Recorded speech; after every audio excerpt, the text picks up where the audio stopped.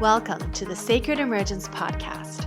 I'm your host, Michelle Wong, and I'm so thrilled that you're here. This is a place where you'll be guided to living your most aligned life so that your truest, most radiant self can emerge. We'll be jamming on topics ranging from spirituality, entrepreneurship, to wellness and lifestyle design, and everything in between that can support you to grow, evolve, and shine, all the while not taking ourselves too seriously. So if you're ready to step into your leadership, break through limiting beliefs, own all of who you are, and expand in abundance, grab yourself your faith cup of tea and let's dive in. Hello, everybody. Welcome back to another episode of Sacred Emergence. And I am so excited to welcome our guest for today's show. Roderick joins us from Toronto, and I'm so excited. So Carol is a dating coach. I would say relationship and dating coach.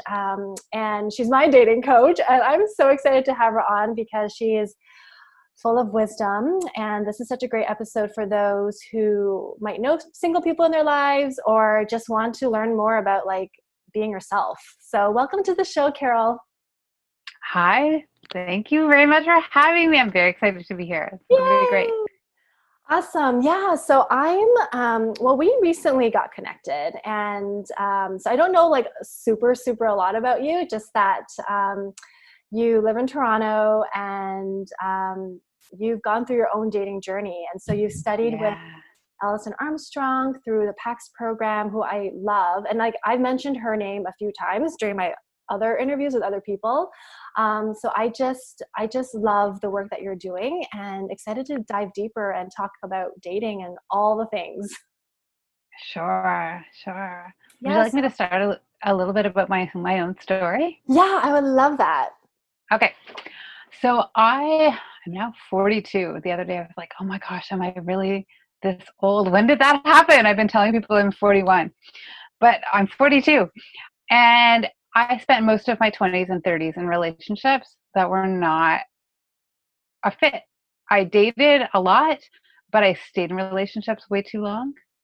And with men who I tried to change or tried to make them into who I wanted them to be. I tried to make them closer to my ideal partner, and that did not work.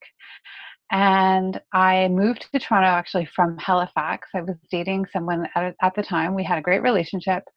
I moved here, and then my needs were really not being met. He had previously lived in Toronto. He had a huge friend network, and he just had he had a pretty good life here. But then I came, and I didn't expect how needy I would be once you take away my support network, my friends, that kind of thing. So our relationship went through a lot of stress, and I did not know how to handle it. So I started taking courses on dating relationships. I got introduced to Alison Armstrong's work. I went to and did the Sterling Institute for Relationships, their Women's Weekend. And I just started doing a lot of personal development. I fell in love with Alison Armstrong's work, took all of her courses, and then completed 2 different certification programs with her, focused on dating relationships and creating effective interpersonal partnerships that really relate to not so much in the workplace, but relationships of the heart. So whether it's family relationships or romantic relationships, how to have good partnerships there. And so I was waiting with the man that I moved here with for a wedding proposal that just never came. So I stayed in that relationship for 2 years when I was here in Toronto, and the whole time it was pretty awful. And he's a great guy. He's a really great guy. He's now married and he has a child. I am now with my partner, and we have 2 young daughters together. And since I did Alison's work and completed the certification, I've been coaching people for probably the last 4 or 5 years on a part-time basis, doing dating and relationship coaching. That's amazing. I love that. And I remember when I went to your website, you were just talking about how especially with women who are old, maybe getting towards the age where they're feeling a little bit of more pressure around wanting a family, but they haven't met the guy yet. And I can understand just the amount of stress a woman who really desires a family. And so that's something that you also work with women on? Yeah, that's sort of my passion area, is working with women in their 30s and 40s. It could be earlier, it could be a little bit later too, who really feel like pressure, time's running out to have kids, and they're single.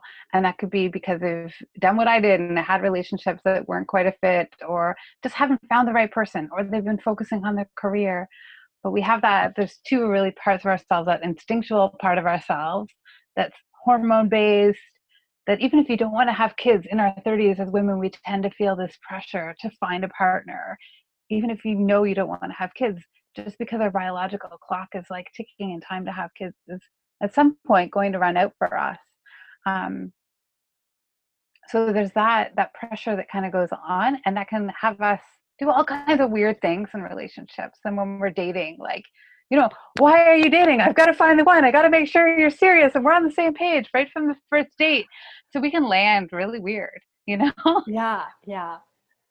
I really love that, because like it's so helpful to have someone who's been through the process and be able to walk someone else through the process. And I know that even from our short time of working together so far, it's been like, oh my God, okay, like I feel supported. Oh, Um, good.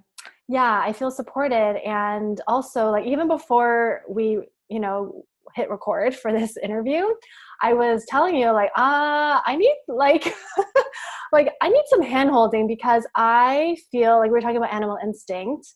And I'm so glad that you clarified it, because currently I'm reading Queen's Code, the book, which is written by Alison Armstrong. And I was actually looking at it pretty like binary, like, oh, if I shouldn't be looking for my type, because that is purely animal instinct. And I realized when I'm on dating sites, I literally am looking for my type. And so I cross out opportunities where I'm like, nope, nope, nope, nope, nope. And then I was like, oh, that's the end of the list, at least for today. Mm-hmm. And I'm like a little bummed and frustrated. And then you were just saying how actually you don't want to base it on like pure human spirit. Can you share more about Yeah, that? sure. So Allison really has come up with this neat way of thinking about ourselves.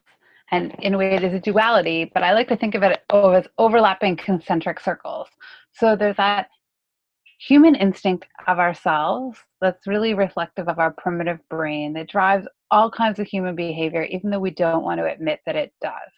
But it does. It drives who we choose for a partner. It drives sometimes how we dress. Like in the first half of our cycle, we will want to dress a bit more sexy, um, because that's the time when we're fertile, or leading up to the time we're fertile. After we've ovulated, we tend to want to like gravitate towards like sweatpants.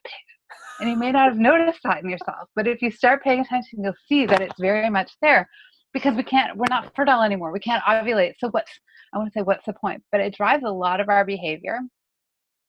By no means all of our behavior.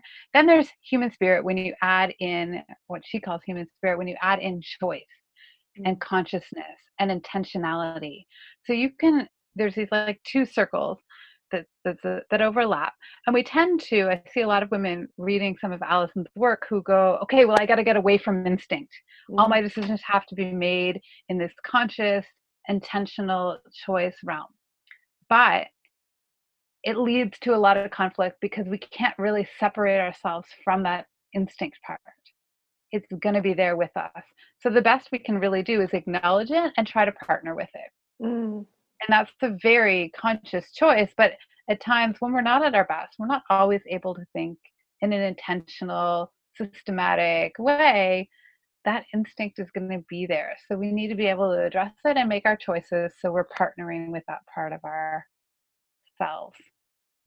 I so appreciate that, because I mean, I was like in emotional state this morning, and I was like, oh my God, like I've been doing it all wrong. And just to hear you say, you had to partner with it, right? And not leave it out, not make it number one priority, but like it's a part of us. It's a part of, each and every one of us. So I was like, oh, okay, that makes me feel a lot better.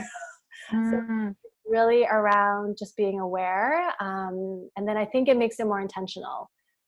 And Yeah, it also adds something about chemistry. So chemistry is something that is very instinctual. It's like somebody's either like us or not like us. And when they're not like us, we gravitate towards them because diversity helps to make good babies and the genetic pool. Like, as awful as that sounds, that's part of how we choose our partner.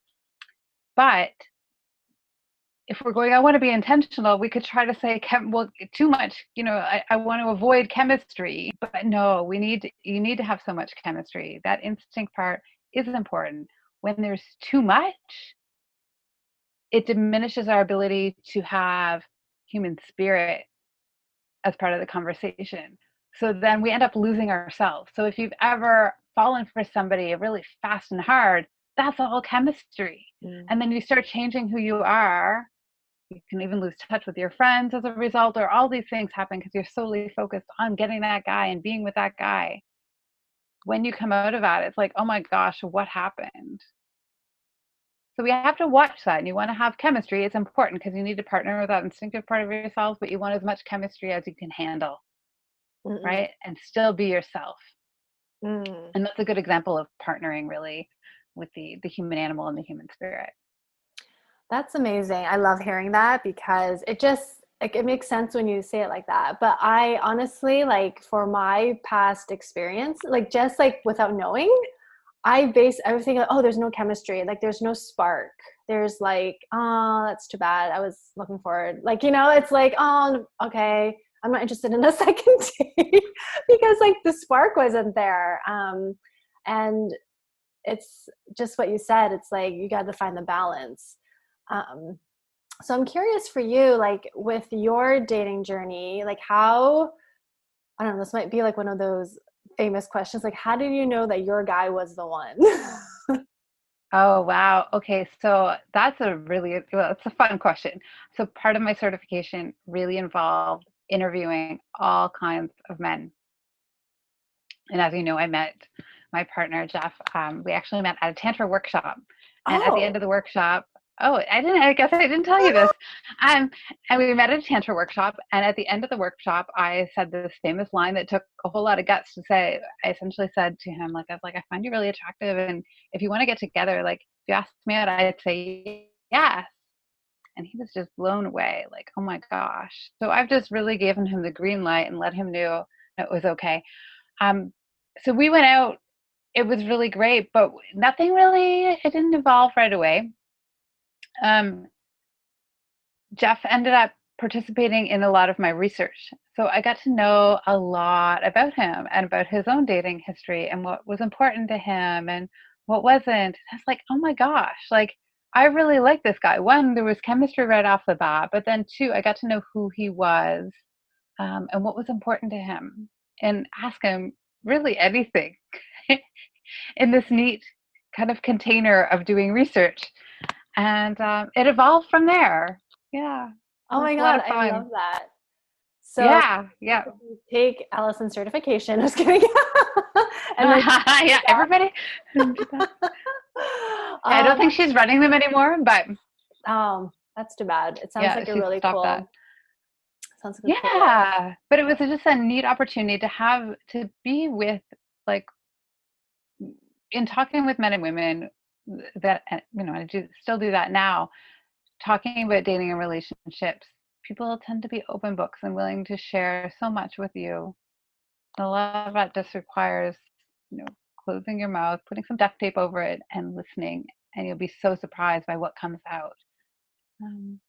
I love that. Can you, like, I understand what the duct tape method is. I'm sure a lot of people don't, and it is actually really genius. And it's hard as women to practice it because I know of it, and I'm always forgetting. I'm like, oh crap, there we go again. So can you explain it? Sure. And I will add a little preface to this by saying I've heard many women, I've had clients who will say to me, that was an okay date, but I didn't really get to talk much. He talked the whole time. I'm like, wow, well, that's actually a great opportunity for you to discover so much about him.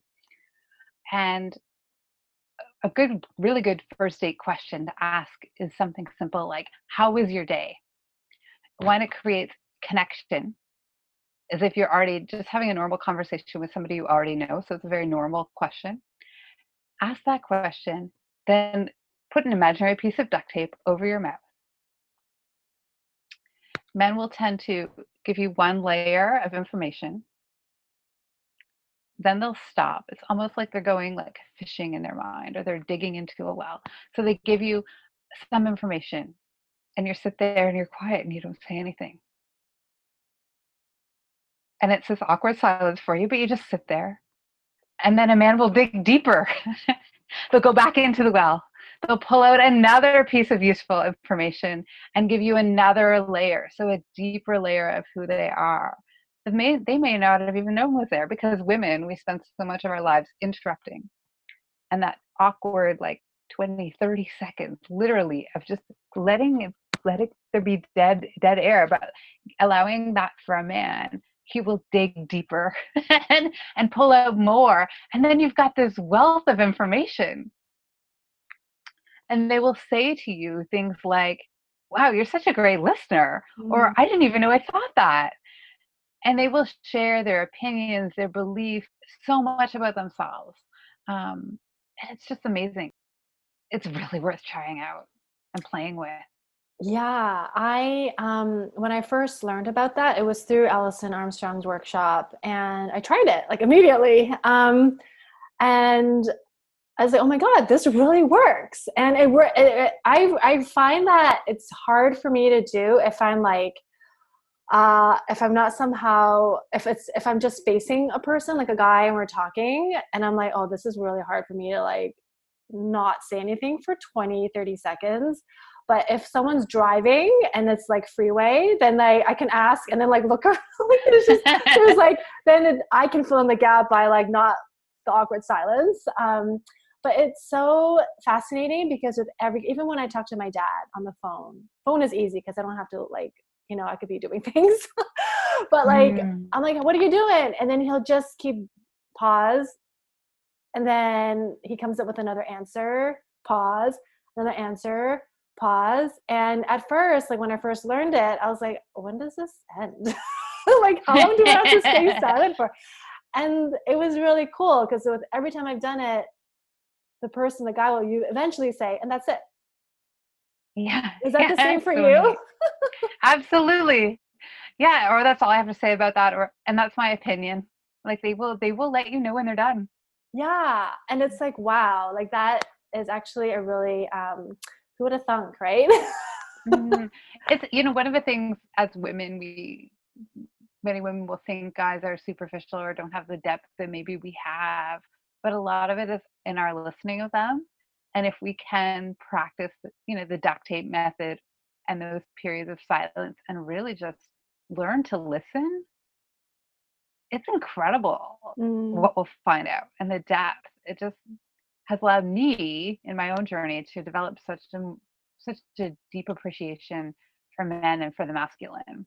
Yeah. What do you find in terms of women and dating, or even just like relationships? Like what's one thing that women tend to misunderstand about men, or in the dating process, like what's something that women, I don't know, like they just don't realize?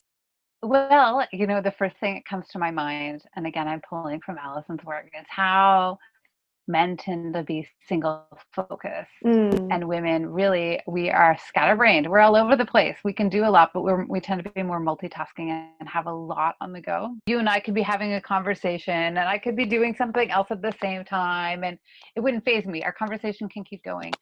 A man on a date is really trying to provide you with a great time and make sure you're happy and enjoying yourself. And sometimes we will misinterpret their behavior as they're not paying attention, but they're really paying attention to how can I make sure that you're having a good time. So if you're changing locations, they're focused on getting to the next location. So if you're going from a restaurant to a bar, they want to make sure, they know where the bar is and they're getting you there and they're focused on getting to the bar. But while you're on your way there, say you're even just walking, you're trying to have a conversation with him about something and you just can't connect. And that's because he's totally focused on getting you guys to the bar safely, happily, that kind of thing. And it can cause us a lot of stress when we don't know what's going on because we're really struggling to connect. You know, it was so great. The conversation in the restaurant was so great, but now I can't reach him. Where did he go? What happened? And they didn't take a sour turn. It's just different ways of kind of analyzing the world and going about doing things. So if you can realize that men are paying attention to how to make you happy, how to keep you safe, providing a great time, it just shifts everything. I really appreciate that because it's true, especially like if you don't know that and you're on a first date, it's like, oh my God, he's not actually interested in me, you know? Yeah. So that's actually really good to know. So single focus, and then women are more Diffuse awareness. diffuse awareness. Yeah. I think that's really good to know. And then like, in terms of like, well, something that you were actually, okay, so that's, before I started working with you, I'm not going to say I'm against lists, but I always like, I've written my list of what I want from a guy. Like I've written it, and I don't know, like sometimes I think I know what I want, and then I get the guy that I thought I want. I'm like, oh, it's not really him. So I'm throwing the list out the window. So for the longest time, I didn't really have a list. But working with you, I felt like it was a very good way to approach it. And can you share more about that in terms of your method? Sure. What I like to call, and you call it your A list, and I like that too. I call it your date 'em or ditch 'em list. And that's really, I get women to make a list, write down everything that you think you need and want in a partner. Who is your ideal man? Write it all out. And I think, what did you say you had? You had like, I would say 93 items. When I emailed you, I'm like, I have like 93. And then when we did our call, I had over 100. Yeah. And you know what? That's totally normal, right? Because it's like you're writing everything out. And then what I get people to do is look at the list and go, okay, here's everything, but run it through the filter of each item. I would rather be single than be with a man or be in a relationship that wasn't blank, and you're filling in that item. That will help you get really clear on what your deal breakers are and what you need and want in a relationship.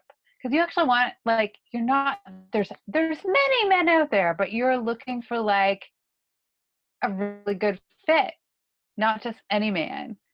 And it's okay to be picky, and you need to keep both that human spirit part of you happy as well as that human instinct.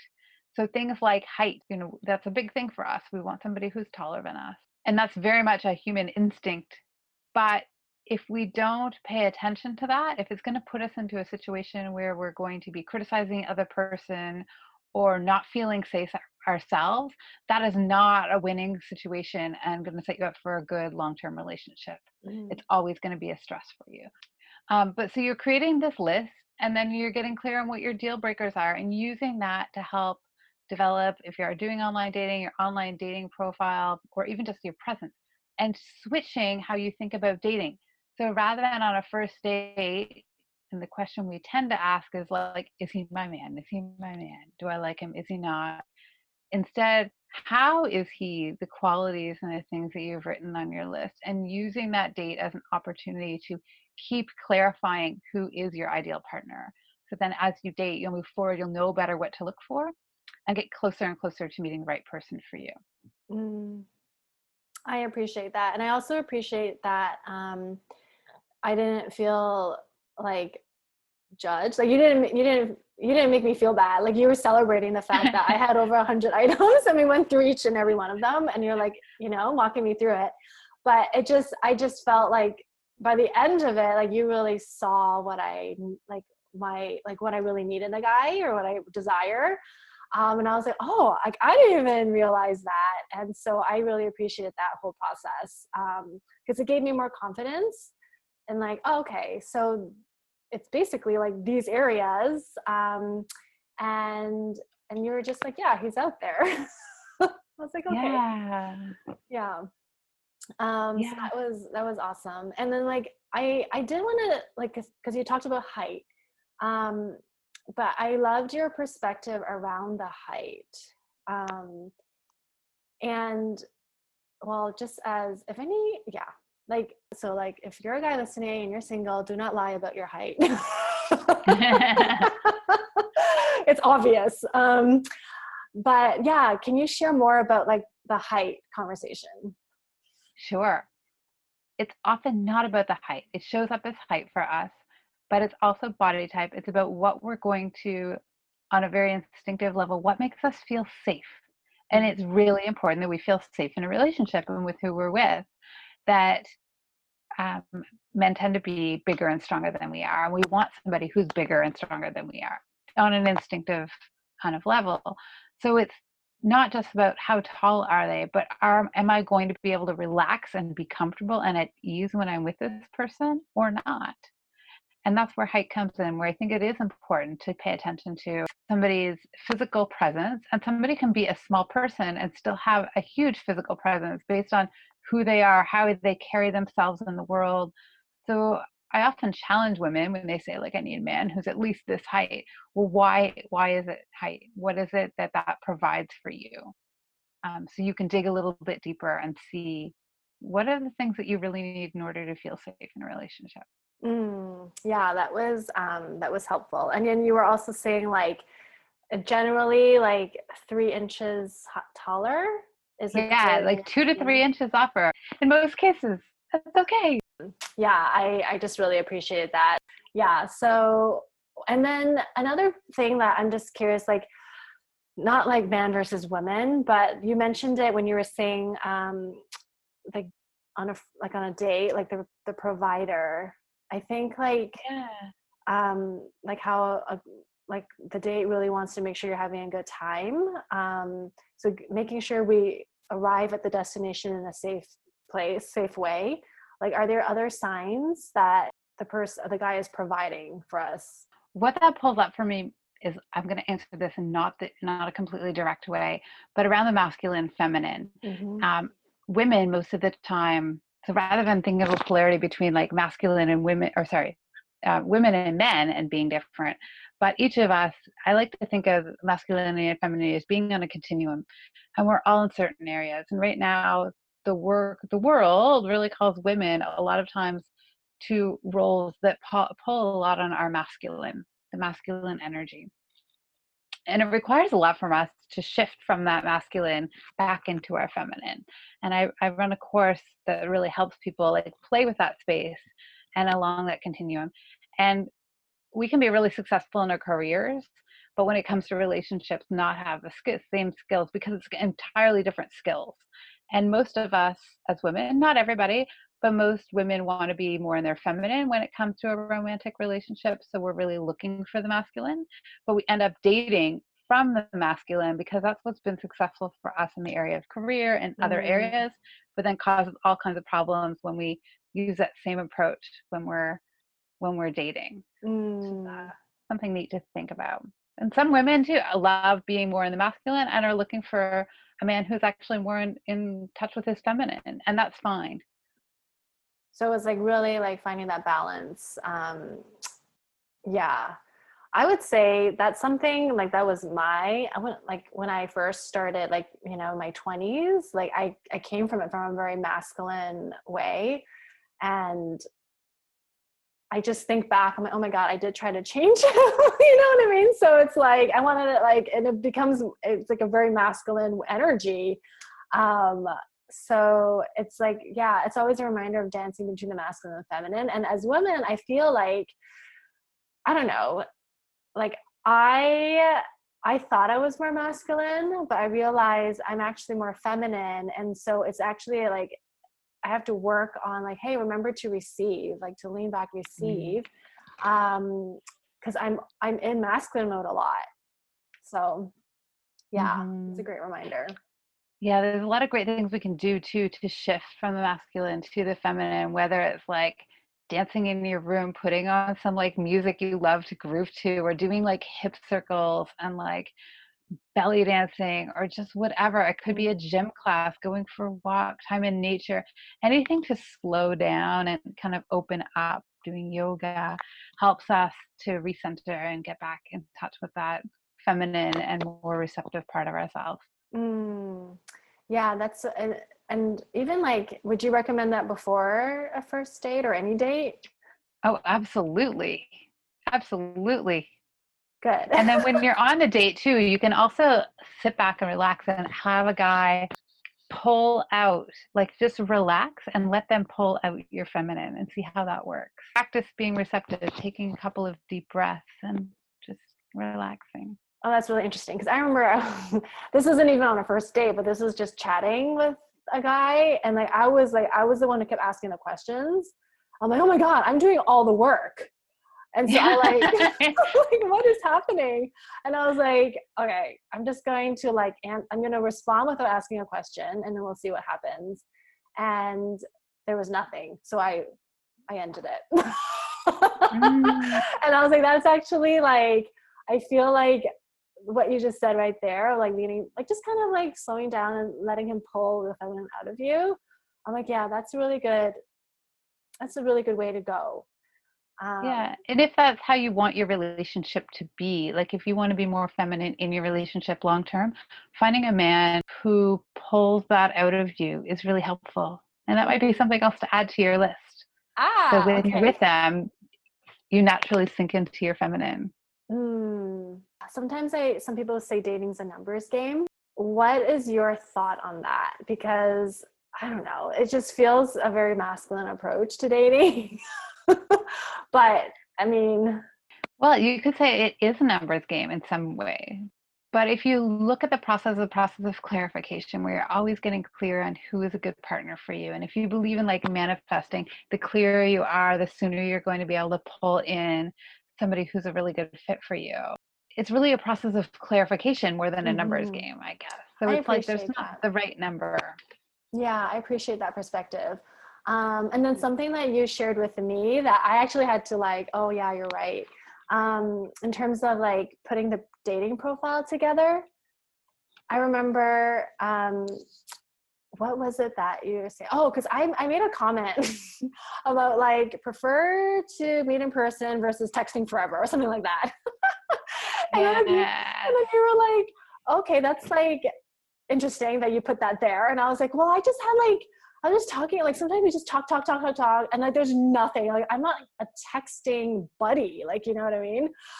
And you're like, we should remove that because it's coming from a place of anger. Yeah. And so I and it was helpful because it was just like your state of mind when you put the profile together. Yeah, you really want your profile to reflect you in a positive light.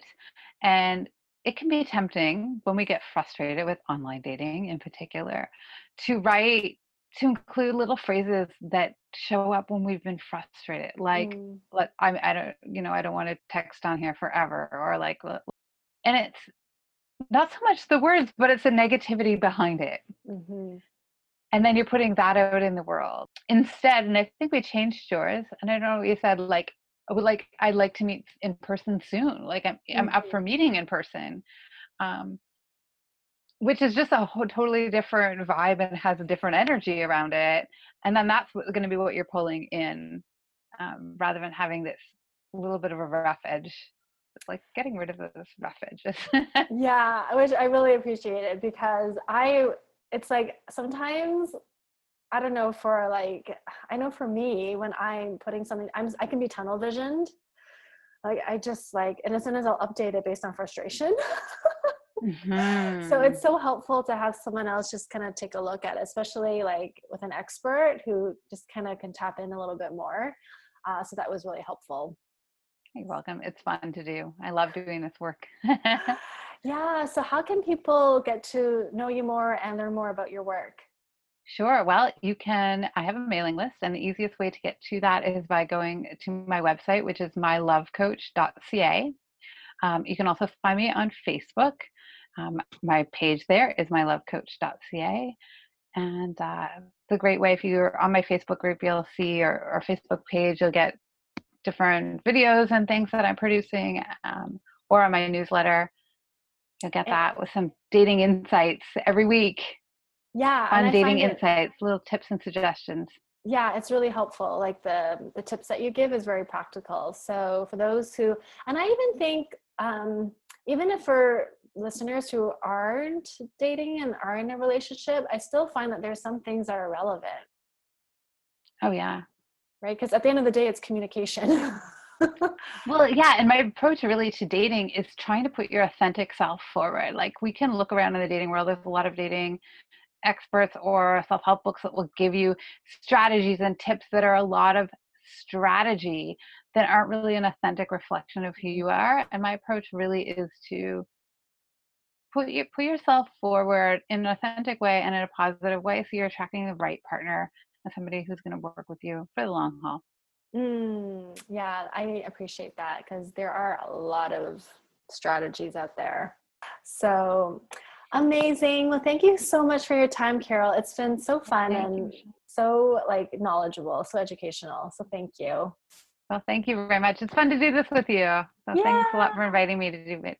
Yeah. And for listeners, feel free to share. So if this resonated with you, you can tag us both on Facebook, share us in stories, all the ways. And thank you so much. Have a good one.